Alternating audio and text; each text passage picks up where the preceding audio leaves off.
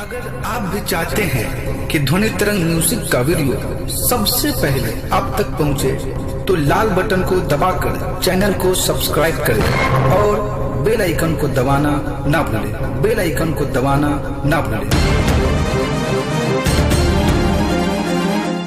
आप सुन रहे हैं सिंगर नीरज नजरिया को, नीरज नजरिया को। शिव नारायण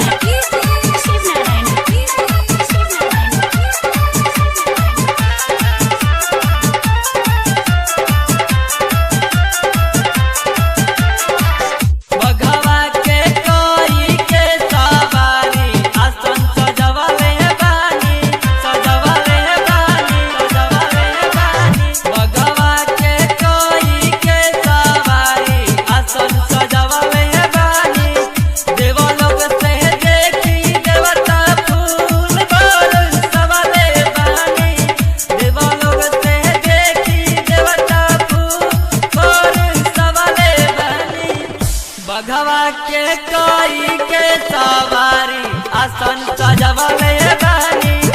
बघवा के कोई के सवारी आसन सजवले बानी। ध्वनि तरंग मुजफ्फरपुर। Mobile number 73525021। शिव नारायण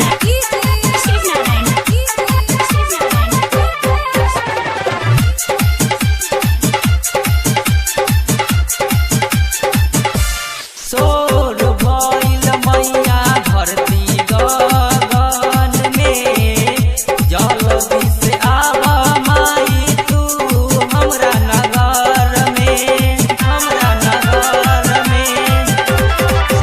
सोर भइल मैया इहे धरती गगन में, जल्दी से आव माई तू हमरा नगर में।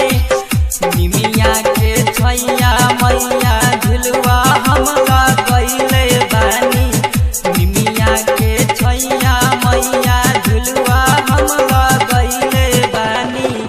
बघवा के कोई के सवारी आसन सजवले बानी।